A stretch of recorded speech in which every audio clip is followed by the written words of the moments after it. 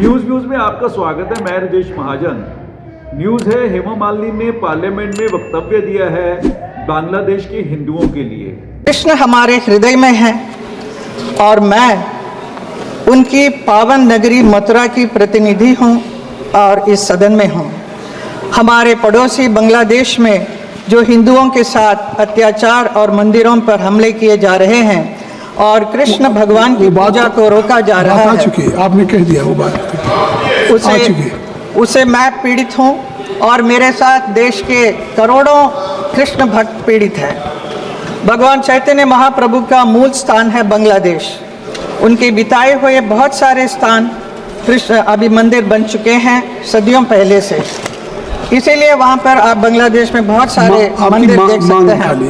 I have to complete it. Please give me time. Please, you must yes, complete. I am doing it. Because I have given you 1 minute. So that's why you have already taken. Krishnadas जी जो हिंदुओं पर अत्याचार जो हो रहा है उसके विरोध शांतिपूर्ण प्रदर्शन का नेतृत्व कर रहे थे, उन पर राजद्रोह का आरोप लगाकर बांग्लादेश सरकार द्वारा गिरफ्तार कर लिया गया है और उन्हें जेल में भी डाल दिया गया है। रंगनाथ श्याम सुंदर दास और रुद्रपति केशव दास, इन दोनों डिवोटी ने जो चिन्मय दास जी को जेल में दवाई देने के लिए गए थे, उनको भी अरेस्ट करके उनके साथ भी अत्याचार किया। आपकी बात आ गई। इस बीच कई लोगों पर बांग्लादेश से भारत आने पर रोक लगा दी गई है। सैकिया जी, आपका भी इसी I have to finish it. Please let me say. ये हिंसा, अत्याचार और धर्म का ये अपमान किसी भी रूप में स्वीकार नहीं कर सकते हैं और हम चुप नहीं बैठ सकते हैं। ये विदेश नीति का विषय नहीं है, ये हमारी भावनाओं से जुड़ा है और कृष्ण भक्ति के भाव से जुड़ा है। बांग्लादेश सरकार से मैं आशा करती हूँ वो जल्द से जल्द इस गवर्नमेंट ऑफ इंडिया ने इस इशू को टेक अप कर रखा है। हमारे सनातनी हिंदू भाई हैं, हिंदू ने वहाँ के लिए अपनी जाहिर की है कि उनको जो फीलिंग है हिंदुओं के साथ अन्याय हो रहा है, लेकिन वो खुद एक मुस्लिम है क्योंकि उन्होंने धर्मेंद्र के साथ शादी करी है। धर्मेंद्र ने मुस्लिम उनको बनना पड़ा शादी करने के लिए, नहीं तो वो उनकी घरवाली नहीं कुछ और होती। तो हिंदुओं के प्रति जो उनकी संवेदना है वो समझ में आ रही है कि उन्होंने बांग्लादेश के लोगों के लिए, बांग्लादेश के हिंदुओं के लिए एक प्रोटेक्शन मांगी है, पार्लियामेंट में डिस्कशन किया है, उनकी ने अपनी चिंता जाहिर की है। लेकिन क्या वो उनके लिए जाहिर कर सकती है जिस कौम के 5 लोगों को मार दिया गया है संभल में एक मस्जिद की सर्वे के चक्कर में, क्योंकि वहाँ की राजनीति को गर्म करने के लिए हिंदू मुस्लिम करना पड़ रहा है। क्या वो उनके लिए भी संवेदना प्रकट कर सकती थी पार्लियामेंट में, लेकिन उन्होंने नहीं किया।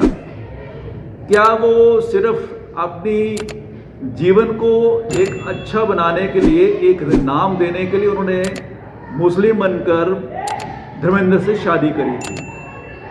ऊपर से जुडिशरी का हाल तो इतना बुरा हो गया है कि उन्होंने दूसरा पक्ष जाने बिना, जिसका कब्जा है उसको जाने बिना, उसका क्या है, कब से है, क्या है, क्यों है, उनको जाने बिना उन्होंने सर्वे की अपनी वो सहमति दे दी और वो लोग चले गए वहाँ पे करने के लिए सर्वे। और बाकी क्या हुआ आप सब जानते हैं, वहाँ पे किस तरह से प्रोवोक किया गया मुस्लिमों को और वहाँ पे दंगा फसाद हो गया। और यही बीजेपी चाहती थी, यही योगी जी की लड़ाई है दिल्ली के लिए, क्योंकि उनको लखनऊ बचाना अपने लिए, तो वो चाहते हैं कि वो किसी तरीके से वहाँ पे अड़े रहें या उनका जो प्रभुत्व है वो वहाँ पे बना रहे। और ऐसी जुडिशरी का एक और काम भी है, बीएचयू के छात्रा के साथ जो बीजेपी के आईटी सेल वालों ने जो वहाँ पे कांड किया था, लड़की के साथ जो व्यवहार किया, उसके बाद उनको छोड़ दिया गया है। क्यों छोड़ दिया गया ये जुडिशरी जान सकती है। ऐसा क्या बात हो गई है कि एक रेप करने वाले बीजेपी आईटी सेल के लोगों को आपने खुला छोड़ दिया है कि बीजेपी का वो प्रचार करें कि औरतों के साथ इस तरह से ही व्यवहार करना चाहिए।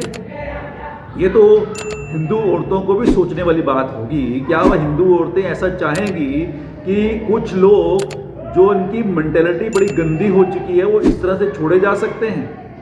क्या ऐसे लोग जो दूसरी कौम की औरतों के साथ दुर्व्यवहार करेंगे, बलात्कार करेंगे, उसके बाद में उनको हार पहनाए जाएंगे और वो घर में इस तरह के लोगों में से, इस तरह के आदमियों से अपना फक्र महसूस करेंगी या गर्व महसूस करेंगी? ये हिंदू औरतों को सोचना होगा। देश कहाँ से कहाँ ले जा रहा है, और राहुल गांधी चाह रहे हैं कि मोहब्बत की दुकान बनी रहे, हिंदुस्तान आगे बढ़ता रहे, और बीजेपी इसमें रोड़ा अटका रही है। उन्होंने देश को जिस तरह से निकाला है, इस देश को, या उनको बना दिया इस देश को, वो बड़ा ही घृणित है। आप भी सोचिए, समझिए, जानिए। जय हिंद, धन्यवाद।